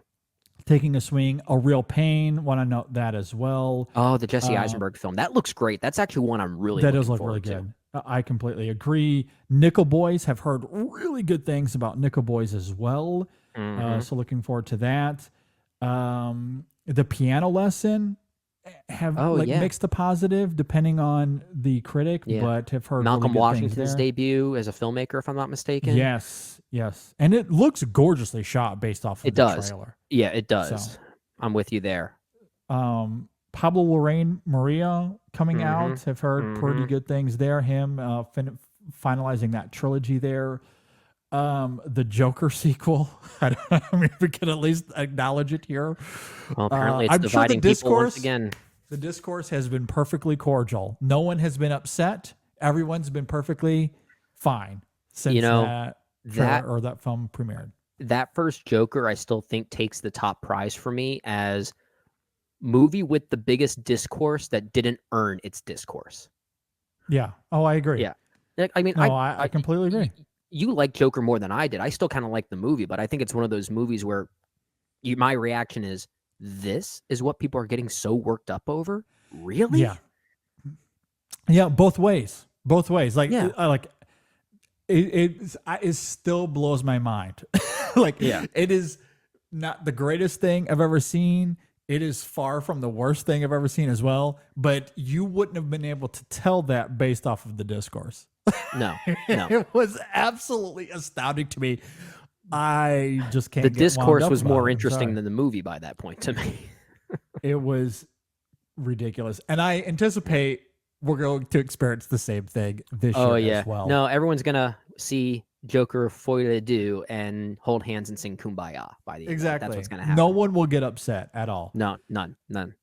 So I wanted to note that. I also want to know a couple of animated films here. The Wild Robot, I am really looking forward to. If I was to do a Same. top 10 of the fall, I might make a spot for that. Like It looks really really looking forward sweet. to it. It looks really sweet. Yeah. I mean, and this is coming from the same filmmakers that have done the best of DreamWorks thus far. So that has given me hope. And the trailer itself, I just think is extremely endearing. Like I could see that being one of the biggest surprises of the year. And speaking of, I've heard nothing but good things about Transformers 1 as far as one of the best surprises of the year. That's often the reviews that we've seen out there. Yeah, That people I kind of are like, expected this that. is way better than the trailer suggests. I don't Because know. the I thought trailer that- just seems I- kind of silly I and thought goofy. I thought it looked kind of fun, but I weirdly am not surprised to hear that because there's something about the idea of Transformers and animation that just seems to make a lot of sense. I think that's just a Yeah. great medium for it. Yeah, absolutely. So I at least wanted to note that here because it does seem as if it's going to surprise a lot of people. Is there anything else that you wanted to mention? Gladiator 2, I guess we could mention that. Ridley Scott coming back to the world of Gladiator. Yeah. Moana 2, speaking of Moana, it's coming out this fall. I don't know. I think I'd be more excited about that if the circumstances around how it got made were not what it was. The fact that it was going to start off as some type of Disney Plus series that then got morphed into a movie, like that idea actually kind of worries me. Like I feel like that narrative is going to suggest a pretty choppy movie, if I'm being honest. So maybe I'll be maybe it'll be one of those cases with Toy Story 2, which was originally going to be a direct to DVD movie until they realized, wait a minute, what we have here is actually really good. Like, let's market this and release it right. And maybe that's the case with Moana too. Maybe I'll be surprised. Yeah, maybe. And speaking of animation, The Lord of the Rings, The War of the Rohirrim comes out in December. Yeah. And I'm kind of wondering, like, if Transformers 1, The Wild Robot, and The War of the Rohirrim all hit, it'll be fun to have an awards season that's dominated by those three films and not something that's Pixar and Disney. And nothing against Disney and Pixar. I've obviously loved a lot of their films. But it'll just be a fun change of pace to have those three films fight for the Oscar where Disney and Pixar take It's a just different. backseat Yeah. this year. It shows that there's different types of movies that we can recognize, and it just adds to the variety, which is always exciting. A few others I do want to quickly highlight here. There's a movie called The Life of Chuck with Tom Hiddleston, the new film from Mike Flanagan, I think also based on a Stephen King story. It's not a horror story. Apparently it's getting some pretty it's getting reviews that seem to suggest it's another one of those big surprises of the year. So I'm weirdly curious about that. Mike Flanagan's a filmmaker I think I like more when he's working in like television and miniseries content as opposed to movies, but I'm hearing some pretty good things about this one. Of course, there's the romance movie We Live in Time with Andrew Garfield and Florence Pugh, and most importantly, the Carousel Horse. So, best supporting actor. I guess we can already start that campaign right now. A third one I want to highlight that I have a weird curiosity for. I don't think the movie's going to be great. JD, did you know that there is a prequel to Rosemary's Baby coming out this year? I don't think so. Maybe. It's called don't know. It's called Apartment 7A. It stars Maybe I did hear Julia about Garner and Diane Wiest. It's from the filmmaker behind the horror movie Relic. If you remember that from a few years ago. Yes. I do remember Relic, yeah. Yeah, and apparently takes place quite a few years before the story of Rosemary and what she went through. It's about an Okay. aspiring dancer who stays in the same not hotel, but the same apartment complex Yeah. that would then lead to the events of Rosemary's Baby. Diane Wiest apparently is playing the mini Cassavet role that was very well regarded in that first movie. So Yeah. Okay. I don't know if it's going to be good, but that just seems like one that has there's a lot of talent involved to suggest that maybe it's another one of those surprises in the vein of the first Omen. I don't know. Yeah, Maybe it could that's be another one of interesting. those cases. Yeah. I feel like I did read that somewhere some time ago, but it certainly wasn't top of mind. But yeah, could be interesting. I'll be curious for that one. Yeah. I'll quickly note the documentary Will and Harper that got a lot of buzz this last week as well. Will Ferrell getting into the good graces of a lot of people, and it does look really poignant. It looks really It does. That looks really endearing. good. Yeah. Wanted to note that one as well. And real quickly to circle back to the animation conversation, I of course blanked on Memoir of a Snail. So assuming that comes out, is it possible we get a 5 that doesn't include Pixar or Disney? Would be interesting. Interesting. That's all I'm saying. I weirdly hope that does happen. Not again, not to not to knock Disney or Pixar, but like I don't know. I just think that'd be an interesting thing to see. That we don't see that very often. I would anticipate Moana at the very least gets a spot, but I don't know. Inside Out 2 is going to get a spot. Inside Out 2, well, that would be the one. Yeah. And I'm okay with that because I really liked Inside Out 2. So that'll get a spot. But I think it'd be interesting if that's the film that goes, if that's the only one. Like, and Disney and Pixar are shut out after that. And it's the other 4 that we just mentioned. Yeah. I think it'd be interesting. That would be, for sure. Any other films? There's one. I know there's a lot we can cover for sure. A Different Man with Sebastian Stan and Adam Pearson. Adam Pearson being the actor that appeared in Under the Skin some time ago as the deformed man, and it's apparently about that thing. So that seems like a really interesting one that I've heard some really interesting things about. There's also My Old Ass with Aubrey Plaza. Been hearing some interesting things about that one too. I don't know if there's anything else on your list, but that more or less covers the ones I'm most interested in. Obviously, some of the big ones we haven't mentioned yet, but I think they're pretty self-explanatory. We wanted to really highlight some of these new up-and-coming ones that could be worth noting for sure. But it's going to be a busy year for us. Yeah. I mean, I think the only ones that maybe we could just, again, briefly reiterate because... like earlier we talked about Conclave. That's certainly one that we're looking forward to. Another one here is I lost it in my notes. Oh, here A Complete Unknown. Again, I'm not exactly sure what to expect from that, but it's a Bob Dylan movie. It's got everyone's favorite actor working today. That competing with Nosferatu, I think should make for a fun Christmas. But I'm curious to see what Chalamet brings to it. But that's why I at least wanted to mention it. And then the last one here, again, I guess going back to the Will of Disney, what does Mufasa look like? What does this prequel look like? It's Barry Jenkins, and we all love Barry Jenkins, but it's also the not great Lion King live action stuff that I don't know. Like, if anyone's going to make that work, it will be Barry Jenkins. He's too talented. If he can't, then it's just all hopeless. I mean, at this point, it's not going to be terrible. It can't be terrible. There's no way it's going to be terrible. Might not be great, but it's not going to be terrible. Barry Jenkins is just too good. He'll elevate something out of it. Yep. So we shall see, but it looks to be like it's going to be a very interesting fall. Absolutely. All right, Brennan, we need to talk about coffee. Medicine, adult medicine right there. Absolutely. You need it. I need it. And look, we're transitioning into the fall, and that means the weather is going to change soon, at least for most states. I live in Florida where it is summer all the time. I literally experienced that myself, JD, just given the fact that I came back from vacation in North Carolina.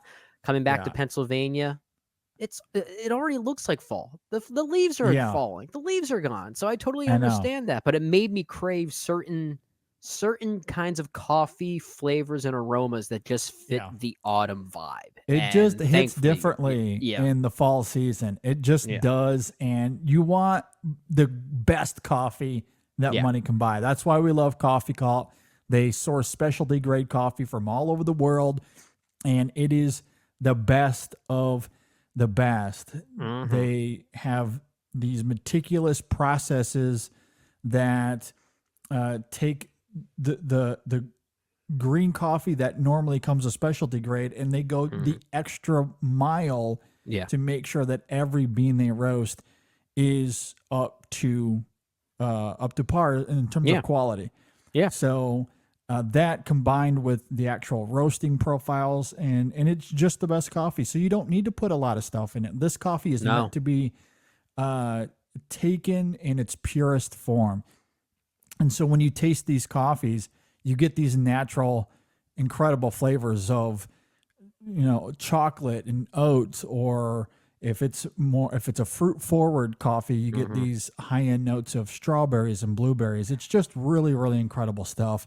That And just again, sounds so fall to me. It sounds so yeah, autumn right it there. hits Oh my different in the fall. goodness. So you have to take advantage while Yeah. you can. Go to coffeecult.com, get your coffee, use our code ISF24. Again, that code is ISF24, and you'll get 15% off your order. Again, that code is ISF24. That's Coffee Cult, coffee with a K, cult with a K, coffeecult.com. And we thank them for their support. All right, Brennan, let's talk about t-shirts and swag. Gear, and toys, Gear. toys, You with our we- logo tattooed right on them. And, one thing that you can do is order your Coffee Cult, and you can get it in an In-Session Film mug, because we Yeah. have those available We have as well. those. Yeah. And it comes in all kinds of varieties. If you go to our website, InSessionFilm.com, or you can go to TeePublic, that's where we have our store directly, teepublic.com/store/InSessionFilm. You can see all of our designs up there, and you can get t-shirts, mugs, pins, all kinds of fun things. I imagine most of you will get mugs and t-shirts, which is perfectly understandable. For And sure. we have a bunch of great stuff up there. Like award season is coming around the corner soon. We have Oh, some yeah. award season themed shirts up there. The Moonlight Maybe- one is still my favorite. A couple of weeks ago or last weekend rather, we did our 2000 retrospective, and we had an idea blossom out of that as it relates to Almost Famous. And that's something I am working on. So hopefully we'll have a Yeah, new okay. Almost Famous themed shirt I can't wait to see available in the store soon. Maybe we'll have a best of the decade shirt. Who knows? But there's all kinds of fun things out there with our logos on them, our designs. It's everything that's up there we design ourselves. So Yeah. go check it out. It really helps out the show. You'll look great if it's a t-shirt, or you can get a really cool mug and support us in that way as well. So again, go to teepublic.com/stores/InSessionFilm, or just go to InSessionFilm.com/store on our website, and you'll see a bunch of stuff there that you can go and check out. And for those that do that, we can't thank you enough. It Absolutely. really means a lot. It helps us do this from week to week, and we hope that you do enjoy that. So again, go check out that store, and we thank everybody for their support. We're kind of running, that ended up being a long segment, so we don't have a ton of time here, but let's quickly talk about Tim Burton. Now we have talked about him before. We did our top 3 Burton scenes, I want to say. I assume we did our top 3 Burton films. I honestly didn't really look that up on the website. before Yeah, coming I into don't this remember. conversation. Gosh, I would yeah. imagine, but we've talked about them. I know we've talked about them. 600 episodes in, I think we have a valid excuse to forget some of the things we did in past episodes. Yeah, it's been 10 years, y'all. Almost 11 at this point. Oh gosh, that's almost a full life. That's a lot of podcasting and talking about movies. Yeah. Early Tim Burton is obviously great. The last 10 years or so has been a little middling, and then he's back with Beetlejuice, which we'll talk about this week. So, since we don't have a ton of time here, we're not going to do any sort of ranking like we sometimes do. We'll just talk about him off the cuff here, broadly speaking. But Brendan, Yeah. since we have perhaps a lot of new listeners, like, where do you sit on Burton? Well, I love his early stuff because that was at least when he was working creatively underneath. He was still maintaining his outcast sensibilities. That's what made him so great. The fact that he was an outcast and made movies about ghoulish outcasts in a way, sometimes very literally. I mean, Beetlejuice, that first one from 1988, is literally about a demonic outcast, is what that movie's about. And then Edward Scissorhands was taking that in a more personal direction. Probably the most personal film that Tim Burton has ever made. And what made his movies so interesting is that they tapped into those sensibilities, but they were made so practically and beautifully. And then, of course, I would say it was around. A lot of people would say it was around Planet of the Apes when he started to get suffocated by the corporate machine. I would say it was maybe more so with Charlie and the Chocolate Factory was the start of that decline for me. And it really was when aesthetically his movies were being suffocated by the usual CGI soup that we sometimes call it. And that doesn't do his vision any favors. I think especially with movies like Alice in Wonderland, one of the ugliest looking movies I have ever seen. And it's sad to see that, because what made Tim Burton so interesting, especially in his earlier films, was that his movies were very meandering in a way that was kind of neat. And I think the visual flair of those movies actually added something to them. That first Beetlejuice is a movie that really doesn't have much of a plot, like at all. And that's kind of its charm, because the vision is just so creative and interesting that it's almost the thing that guides the movie. But the same thing cannot be said about something like Dark Shadows, because visually it's just not taking me in. It's just not. And that's the sad reality of how he has been lately. And he's even said that. He said that he has felt pretty lost over the past maybe decade. And Beetlejuice, even as a legacy sequel, is his way of trying to get back to what he was always good at. So that I haven't seen the film yet, but I am looking forward to it, just given the tangibility of how it looks, because I think that's where he is at his best, mirror or morphing story and aesthetic. And I hope to see that again. Well, based off of what you just said there, our conversation on Beetlejuice could be divisive. Okay. Because there is a lot more story to Beetlejuice. It's not simply driven by its aesthetics and ghoulish behavior, although there's certainly plenty of that to be had in the sequel. You know, I think what's interesting about the Beetlejuice movies, I did not grow up on Beetlejuice.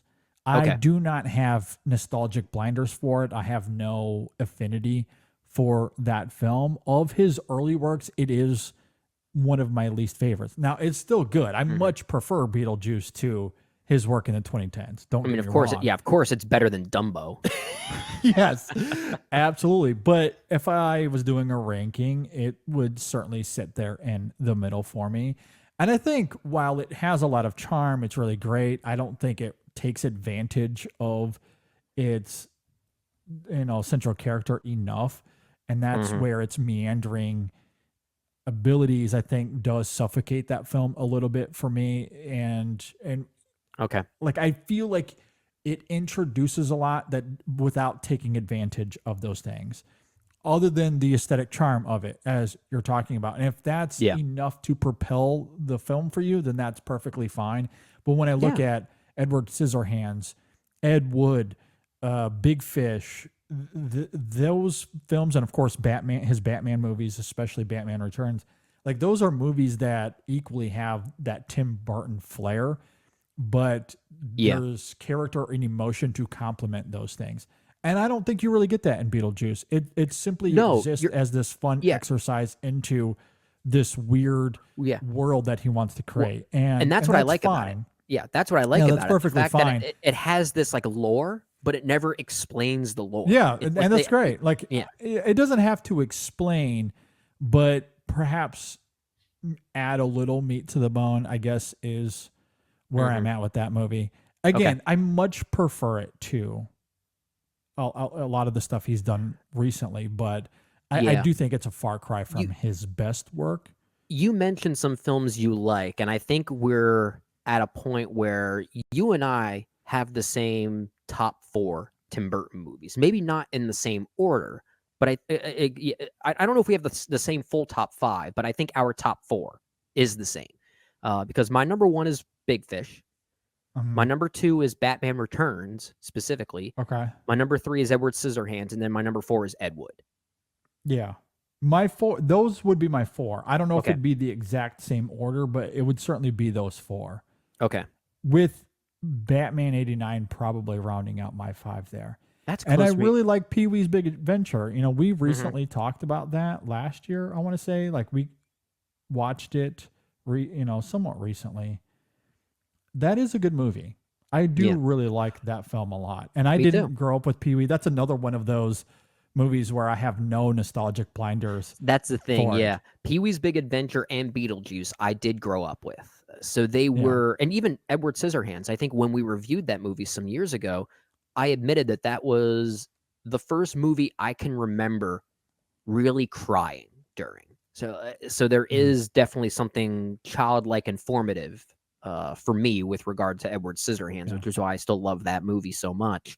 And Beetlejuice, Pee-wee's Big Adventure were staples for me. Batman was also a staple for me. Weirdly, Tim Burton was kind of a staple for me growing up, even though I didn't know the name Tim Burton when I watched any of these movies. I didn't know that these movies were connected or associated from the same mind. Like, it's weird for me to say he's not one of my very favorite filmmakers, primarily given the back half of his career. But I think there was a point he could have been. Yeah, for sure. And I think his top end work, I think, is some of the very best of that era. Yeah. It really is great. Yeah.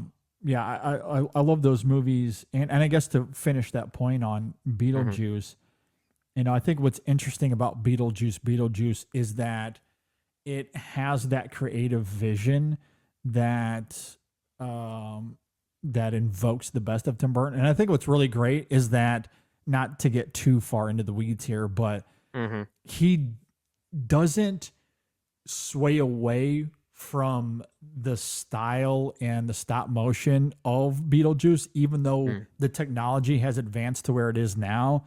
And I just see a studio exec going, why do we need to use stop motion animation when we can just make it CGI? Yeah. And I don't know if there was any sort of back and forth. I have no idea. I could be completely making up drama there that never existed. But I could see a world where that does happen, given what we know about studio execs in Hollywood today. Yeah. And while I have no idea. I don't think that it was traditional stop motion. It probably was some sort of CGI work, but it maintains that same style, even all these years later. And I appreciate that he taps into that again. Like I think Beetlejuice takes the best of that original.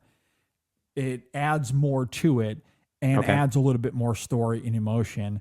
Like, I think it stumbles. I don't think it's great by any stretch of the imagination, but I think it's a lot of fun. Like, it does all of the Burton stuff that I really appreciate. So that's where you and I think might disagree on that a little bit, because there's more around the aesthetic. It's not just visual storytelling. And this is my worry about Beetlejuice, and perhaps I'll eat crow on this when I actually go and see the movie. It might be later today as we're recording this, or the next day. I'm not really sure. But the thing I don't want to see Beetlejuice do is take the inexplicable lore of that first movie and give it meaning. Like one of my favorite things in Beetlejuice, that first one, is at the end when he's marrying Lydia and he pulls out someone's finger with the wedding ring on it, and he says a joke like, "Oh, that she meant nothing to me."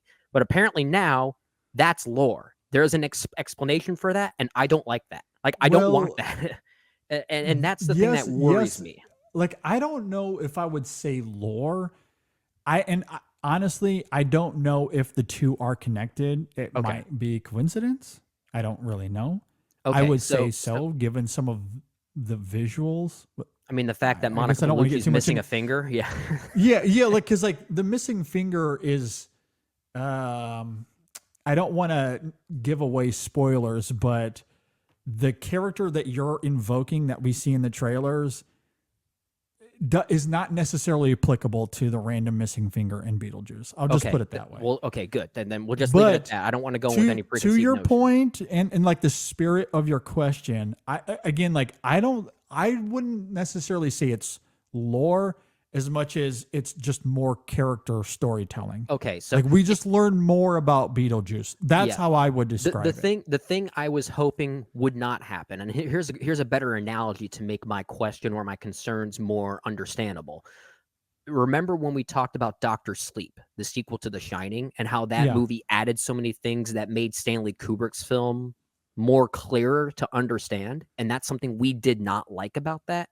I don't want to see the same thing happen here. And from what you're saying, it sounds like it's not the same thing. It's not going into those similar I don't think it's the same thing because we like it is more expansive, but I don't think that the film holds your hand through it either. Like a lot of it isn't explained. The only time that it is it's the same thing with the original with the book. Like there's times where characters go to the book and they learn things through that. Okay. That's the same thing. That's the only time where the film gives you that information. But other than that, it gives you, it's more expansive and it doesn't really explain anything. Well, that's good. So I think it's the same in that regard. That's good to hear. Okay. Yeah. I like the way you're saying that. Yeah. So where you and I might disagree, I think, is there's just more storytelling. Like there's a little bit more plot than the first film. Which is fine. I mean, what I love about the first Beetlejuice is not just the meandering nature of it. It's the inexplicable world itself. Like there's so much mystery around the world. So if Beetlejuice has more story, but the mysterious nature of the world itself is still mostly maintained, I'll be fine with more story and more character. Yeah. What I don't want is the world building to be explained. I don't mind more story. Like there's, and I think there's that because and again, I won't get into any details, but there's a trap door, never explained. There's an escape at one point. How does that work? We don't know. You just have to go with the movie. At one point, characters freeze and they can't move. How? Why? Who knows? It's just all part of the magic. Like it's like again, like none of that is explained. You just kind of go with it. Gotcha. Okay, that's cool. I'm down with that. I know we kind of went a little bit long there on the speculation of Beetlejuice from someone like myself who hasn't even seen it. But going back to Tim Burton in general, one thing I wanted to ask you, because there are clearly two halves to his filmography, the early half and then the back half. And most people would agree. Honestly, sorry. Go ahead. Looking at it, but just to kind of interject here to what you're talking about, I kind of almost look at this the way we do M. Night in some ways. I kind of see three acts here. Okay, that's good because that's how I wanted to ask the question. I wanted to see your thoughts here. Yeah, his 80s and 90s work is great, really good. Like that's that early M. Night era. Yeah, his middle era is the mixed era. I would go as far as back as Planet of the Apes in 2001. Not good, not good. But it's mixed, right? Because you go from Planet of the Apes to Big Fish. Oh, amazing. That's so great. Good. Big Fish rules. Charlie and the Chocolate Factory. Okay. Let me speak to that film for just a moment. I don't think it's his worst movie. I think it becomes his worst movie. But again, like in a way, Charlie and the Chocolate Factory is the single movie representation of Tim Burton's entire filmography. Because I think the first third of it is really good. I think all the stuff with Charlie himself and his family is really good. It's when Johnny Depp and Willy Wonka gets involved that it just tanks. It just tanks, man. Absolutely tanks. And then by the third act, it gets maybe a little bit better. But that middle there, and there's a good stretch of that middle section of Charlie and the Chocolate Factory that is not good. It's not good at all. Like I don't. Yeah. I'm not a fan of that film overall. But then Corpse Bride, good. I like that movie. Sweeney Todd, also good. I really like that one as well. See, that's what I was going to ask, because there are movies in this period that are, I think, genuinely really good, and those are two of them. Yeah, absolutely. So that's why I call it kind of the mixed era. Some good, some really not. And the two that are not good are just really not good. Yeah. Well, what about Frankenweenie? Because I actually think Frankenweenie's pretty charming. Well, that's kind of where I was going to get to Okay. what I dub the not great half. Okay. But there is one outlier, absolutely, because Alice in Wonderland through Dumbo is that's the downhill.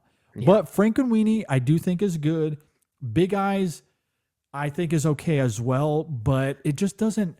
I think over time, what I've really come to, like where I've landed on Big Eyes, is that it just doesn't feel like a Tim Burton movie. You know, Like it just feels like a biopic that for money or whatever the case is. Like I think it's a fine movie. It just feels so creatively insipid for him. For him. I think it's interesting. I think when we first reviewed that movie when it first came out, I remember you and I were very high on it. We really tried to champion it, but I think it's primarily given the response and how mixed it was, and we were in such a lull for quality Tim Burton that the fact we got something that didn't suck. I think we were and so that's high. it. Yeah, and I still kind of I don't think it sucks. It is far from his first work, but no, but it does feel like he's kind of checked out. Like yes, yeah, exactly. Yeah. That's a great way to articulate. Yeah, which is why over time, movies of Tim Burton's that I didn't really love, I'm starting to appreciate more than something like Big Eyes, like a movie like Mars Attacks, for instance, which I don't think is great. I think is way more interesting now, especially given how that movie follows Ed Wood. You know, like he makes a movie about Ed Wood and then goes on to make what he tried to do as like his own Ed Wood type movie. Yeah, that's great. Yeah. No, yeah, I love that. And yeah, you're right. Like you could argue Big Eyes is a better, more seamless movie than Mars Attacks. It absolutely is, but it's less interesting. But it's less interesting. It doesn't feel like a Tim Burton movie. So, and then Miss Peregrine's Home for Peculiar Children, Dumbo, not great. So like that's definitely the lull. That's definitely the slide down the hill. I like how you didn't even mention Dark Shadows because I think even Tim Burton forgot he directed that one. Terrible. Yeah, Alice in Wonderland, Dark Shadows. Oh my God. Like those are the two worst. Those are at the bottom of my ranking right now. Yeah. Those not good.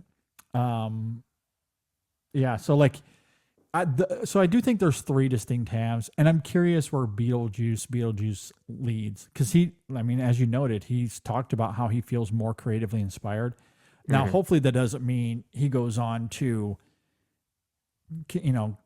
do more of his, like, I don't want an Edward Scissorhands 2. We don't need that.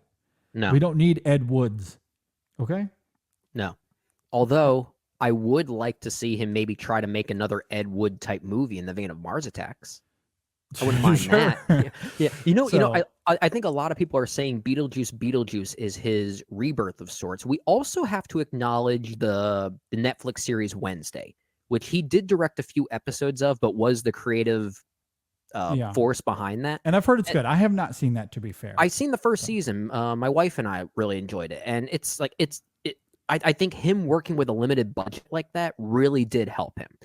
Because I'm seeing a lot of similar aesthetic choices between that show and what I'm seeing in the marketing for Beetlejuice. And that's where I think he's at his best. Mm-hmm. Yeah, absolutely. And I guess kind of along those, well, I don't want to say along, it's not the exact same thing. But I think an interesting question when it comes to Tim Burton as well is how much credit he did not direct it. And I don't want to pretend that he did, but the story and characters, the aesthetic of it is very much Tim Burton. So you have to credit him to some degree. And I want to mention this because I think The Nightmare Before Christmas is one of the best animated films ever made. For sure. It's really good. Yeah. Yeah. Fantastic. Again, directed by Henry Selick. I want to make sure he gets full credit on that. But we know Tim Burton was heavily involved. It was his idea. It was his idea. Yeah. His characters. It feels like it feels so like early Burton aesthetic that it's easy to feel confused. Like his thumbprint and DNA is all over that movie. So again, that's where I asked, like, how much credit does he get? Like it's a Selick movie. I'm not giving him directorial credit, but I think when you're talking about the best of Tim Burton, like, and how great those early years were, and we hear that those are his stories. Those are his characters. A lot of the aesthetic, he has a big input on that. like, does it surprise you that that film is as good as it is? Absolutely know, not. Of I course it's not. wonder, I do wonder about The Nightmare Before Christmas, and I would love to be a fly on the wall during the making of that movie if it is one of those cases where it may have actually been some type of co-directing job, and Henry Selick was just the one that had the experience with that animation, that type of Yeah. animation. I guess similar in a way to something like Corpse Bride, which was credited as a That was a co-directing job. co-direct. Yeah. Yeah, so could that Yeah. have been the case with The Nightmare Before Christmas? And And we maybe the often answer to that often might be cite yes. that there Yeah. is clearly a distinction between producer and director. That's Yeah. obviously the case, but in the case of the Nightmare Before Christmas, maybe it's closer to something like Spielberg's AI, which was Yeah. in some ways kind of co-directed with Stanley Kubrick, given Yep. his recent passing. So, there is maybe an argument there that that's a very unique Yeah. situation. Yeah, absolutely. I don't think it's quite to the extent of something like The Poltergeist, for example, where Yeah.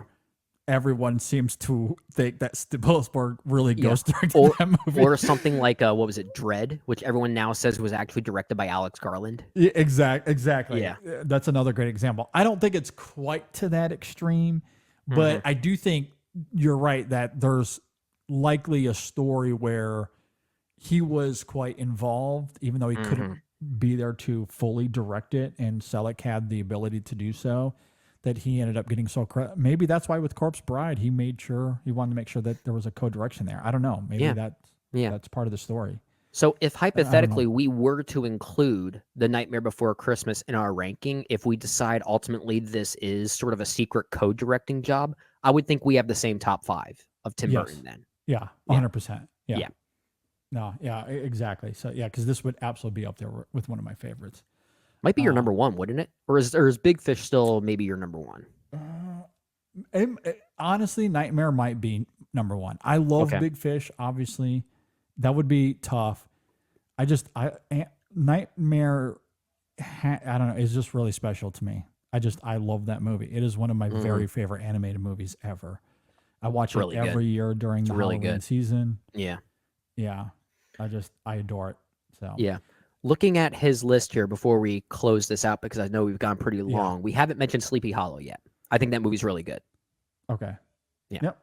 Sleepy Just wanted to Hollow. That's acknowledge one I that. need to revisit. That's the one of his I probably It's feel the most distance from. Not that I hate it or don't. I need to revisit that one. It is the perfect Halloween movie in his filmography. And it maybe in The Nightmare Before Christmas actually fits that better, but if we're looking at solely Tim Burton credited directing films, Sleepy Hollow is a great Halloween movie. It's so perfect for that. And you know what? It came out in 1999, so very soon we will be Might not be in my top revisiting 10 one. of that year. I think there might be better movies. It might be, it is- but I'm saying it'll be a good excuse to revisit that movie as part It's- of the 99 homework. yeah, it's. I think it's one of Burton's better films. I have it as a 4 out of 5 on Letterboxd. I think it's quite good. Yeah, there you go. Yeah. I look forward to revisiting it then. Okay, I think for the sake of time, we'll wind down there. We've gone a little long here, so we'll end things there. As always, feel free to let us know if you agree or disagree with anything we had to say here. You can leave a comment below if you're watching on YouTube. Hit us up on social media, Facebook, Twitter, Instagram, if you're listening on Apple Podcasts or Spotify. Make sure you stay tuned for our reviews this week. We have Beetlejuice coming up. We also are going to give a review to the Jeremy Saulnier film Rebel Ridge out on Netflix. I saw that last night as we are recording this. I think people need to go see that movie. It's good. It's good. Jeremy I can't wait Saulnier to talk is about good it. at his job. He's good at his job. Yeah. And it's interesting how Netflix markets that movie. You watch the trailer and they tried to make it a Netflix movie. I don't know how Jeremy Saulnier got away with it because it is Netflix and they like their movies to be a certain way. For sure. That film is kind of the opposite of Night Bitch. It it's different than the trailer. It is Cool, different cool. in a way that I very much appreciate. I'll just put it that All right. way. All right. Good to hear. Looking forward to that. We'll have women in session this week as well. Yeah. I don't know when the next Chasing the Gold is. Shadon is currently in Toronto at TIFF, but when she gets back, they will have a new episode talking about the fall season and the festival season. So we'll have that coming soon as well. And of course, be on the lookout at InSessionFilm.com. We have a bunch of reviews, essays, articles every single week as well. Absolutely. Okay, Brennan, any final thoughts on anything before we get out of here? Oh, I missed the 2000s retrospective. I really do. That was a lot of great homework. And that's basically my last way of, tying a bow on that, saying, please give those episodes a listen, episode 600 in particular.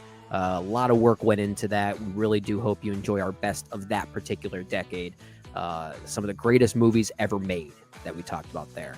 Absolutely. But I'm interested in getting to the 90s, a very different era for sure.